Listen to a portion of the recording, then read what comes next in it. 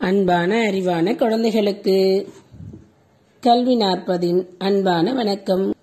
இன்றைக்கு நாம திருக்குறள்ல அதிகாரம் 1 கடவுள் வாழ்த்து பார்ப்போமா? இப்போ நம்ம இந்த உலகத்துல தலைமை அப்படின்னு எல்லா இடத்துக்கும் உண்டு. இப்போ நம்ம வீடுன்னு எடுத்துக்கிட்டோன்னு வச்சுக்கோங்களேன். அந்த வீட்டுக்கு முதன்மையானவராக தலைவராக நம்முடைய அப்பாவும் அம்மாவும் இருப்பாங்க. நீங்க ரேஷன் கார்டில் பார்த்துருக்கலாம், குடும்ப தலைவர் அப்படின்னு போடுவாங்க. அப்போ ஊருன்னு எடுத்துக்கிட்டா ஊருக்கு ஒரு தலைவர் இருப்பார். அடுத்து வட்டம் எடுத்துக்கிட்டிங்கன்னா அதுக்கு ஒரு தலைவர் இருப்பார். மாவட்டம் அப்படின்னு எடுத்துக்கிட்டா தலைவர் இருப்பார்.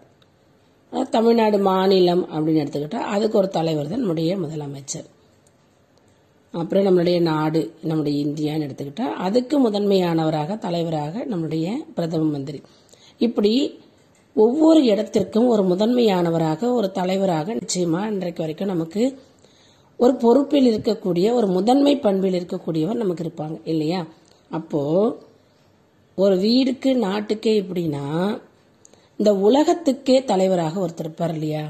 இந்த உலகத்துக்கே முதன்மையானவராக ஒருத்தர் இருப்பார் இல்லையா? எப்படியும் அவர்தான் இறைவன், அவர்தான் கடவுள், அவர்தான் ஆதி பகவன் என்று வள்ளுவர் கூறுகிறார். அப்ப இந்த உலகத்தில் உள்ள அத்தனை உயிர்களுக்கும் ஓரறிவு முதல் 6 அறிவு உள்ள அத்தனை உயிர்களுக்கும் முதன்மையானவராக இருப்பவர் கடவுள், இறைவன். அது யார் வேணா இருக்கலாம்.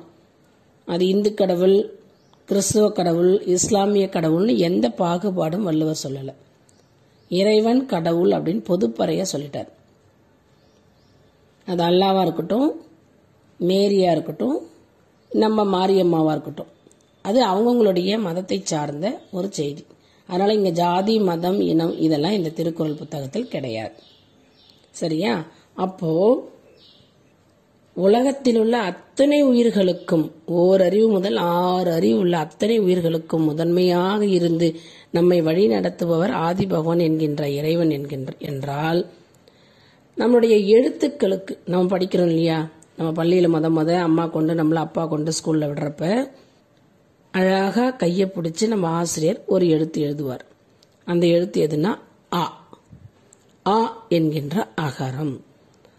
அதான் முதலில் நாம் அனைவரும் எழுதுகின்ற எழுத்து. அப்போ எழுத்துக்களுக்கெல்லாம் முதன்மையான எழுத்து எது? அகரம். அதுக்கப்புறம் நம்ம நிறைய படிப்போம். உயிர் எழுத்துக்கள் மொத்தம் படிப்போம், 12 மெய் எழுத்துக்கள் படிப்போம், அப்புறம் உயிர்மெய் எழுத்துக்கள் படிப்போம். இது எல்லாமே அதனுடைய தொடர்ச்சியாக வருகின்றவை.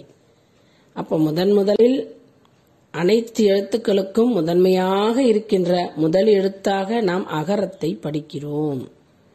அப்போ எழுத்துக்களுக்கெல்லாம் முதன்மை அகரம். இந்த உலகில் உள்ள அத்தனை உயிர்களுக்கும் முதன்மையாக வழி நடத்துபவர் ஆதி பகவன் என்று இந்த குறளில் வள்ளுவர் குறிப்பிடுகிறார். அது என்ன குறள் தெரியுமா? அதுதான் கடவுள் வாழ்த்தின்ற முதல் அதிகாரத்தில் வருகின்ற முதல் குறள்.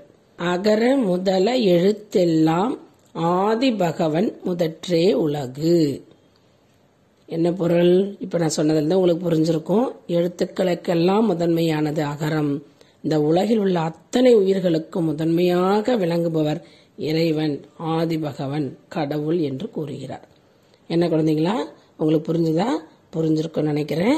மீண்டும் அடுத்த குறளில் உங்களை சந்திக்கிறேன். நன்றி, வணக்கம்.